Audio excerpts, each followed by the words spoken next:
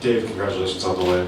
Phillips and Vesia, two low-cost pickups, been so huge for you all year. Tonight they come in, kind of staff Morales. What do you make of where they've come from and what they've become for you?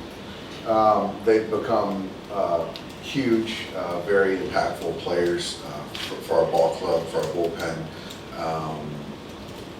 It's just a credit to the organization, finding these guys. I think Evan from Tampa and Alex from Miami, and they've just come in and continue to grow, get better. And I wish I could say I would have seen the leverage that they'd be pitching in a couple years removed. But a lot of people get a lot of credit, but those two guys most importantly. And tonight, Alex doing an up-down, Evan, finding a way to navigate that inning. And Evan's been huge for us all year. So very dependable guys. Go to Jorge on the right. Dave, what did you think of Julio tonight? Julio was good. I thought he was good. That fifth inning, I just think that Myers hit a good breaking ball down below, put a really good swing on it. Then they just did a nice job building an inning right there. I thought during that inning, I don't recall how many pitches he threw. I just thought that the breaking ball just started not to be as sharp. The life to the fastball, even the profile, the last ball that he flew out just didn't have the life to it. So I felt that he did his job for the night, but to give us 5 innings, 3 runs, got the win. Really nice job. I know we talked about how are you guys going to piece together the late innings without a standard closer, I guess. Just tonight, like, how did that come together, going with Phillips and Vesia down the line? It just, just looking at the lineup and knowing who we have available, just kind of trying to piece together lanes for our guys. And, right there with, I could have sent Julio back out there to take down Soto, but I just felt that with Soto, the handedness doesn't matter as much, and he squared the ball up at bat prior, so I wanted to give Evan a clean inning, and I like that run right there. And I like the run for Alex and for Phillips, and then also Gradwell coming in there just to get the out. I just felt that was good against Machado, and Martin did a really nice job right there. Go to the back left. Yeah, Dave, I think just looking at the match, it seemed like some of the teams around the league that had layoffs, that had slow starts to some of these yeses. How important was it for you guys to have that first inning like you did against Clevenger? Really good. I thought our plan against Clevenger was really good. Hunting balls in the strike zone. I thought Trey did a fantastic job tonight of not chasing and getting him in the strike zone. And when he got in the strike zone, he put some really good swings together. I thought Will Smith did a really nice job tonight, and I thought Max took great at bats. And so I thought we had a great plan versus Clev, and got to the pen early, which is great. You could see that they spun us a lot more once we got to the pen, and I think we might have had 1 or 2 base runners after that. So we've got to be prepared, for you tomorrow. There's going to be a lot of spin, and we've got our work cut out tomorrow. Stay on the left side of the back row. Could we see a completely different order of relievers depending on when what the match, what the lineup dictates, or is there something about like when you deploy the guys, like specifically with Chris in the 9th inning? Did you like that?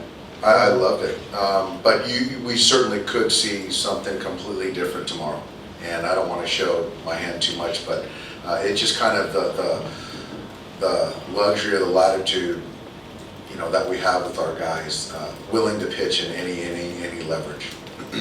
The second row here.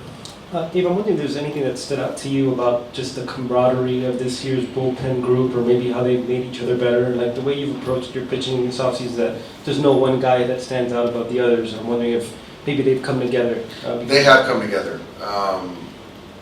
They've come together really as a really good, solid group, and I think Josh Bard, our bullpen coach, deserves a lot of credit, challenging these guys for accountability and being unselfish. And being open to whatever I ask of them, and so that's kind of really showed itself. And those guys pull for each other, and it's as good a group in the pen that I've seen that we've had. Go to the back right. Hey Dave, we're obviously asking a lot about the sort of variability and flexibility of how you use your bullpen. Is there something you do holistically to make sure everyone is prepared for that level of uncertainty, or is it just dependent on the group of guys? Like, can you create that kind of flexible culture in a bullpen? You know, I think we have created it. It's taken time.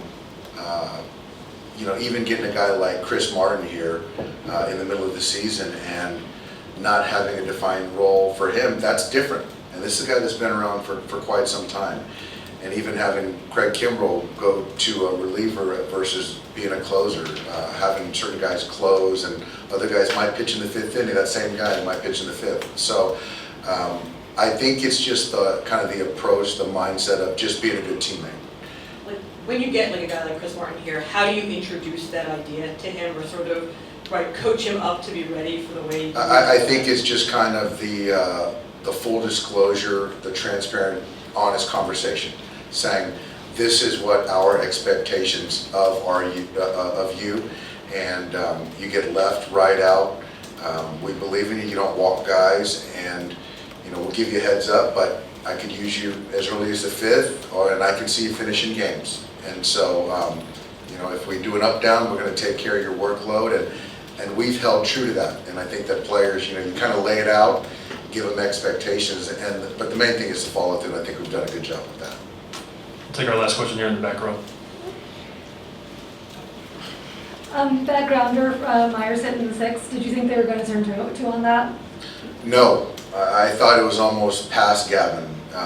Will did a really nice job of staying inside that baseball, but Gavin got a good jump on it, didn't panic, made a nice feed to Trea, and Will's a good runner. That was, for me, that was the play of the game.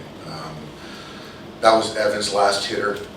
They were stressed that inning, and so to be able to get out of that inning, to not have Alex come into the game, to do an up down, another up down, it was just kind of allowed us to kind of line up the pitching right there. So play of the game for me.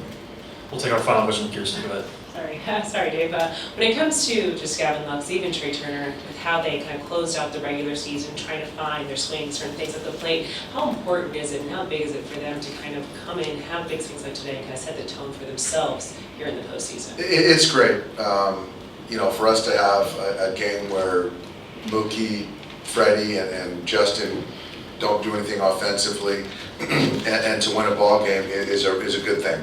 And now it speaks to Trea having just really good at bats tonight, and he's been searching. He's been searching the last few weeks, and that last day of the season I thought was a really good day for him. But to kind of fine-tune some things, certainly results matter, and so to kind of hit some barrels, swing at strikes, take balls, certainly is going to carry over. Our expectation is it will. And Gavin, I trust him. He looks over the baseball really well, identifies strike and ball, and so for him to get a big hit early, I think that's something that, you know, for a younger player, that momentum, you know, is a good thing. Thanks, Dave. Thanks, guys.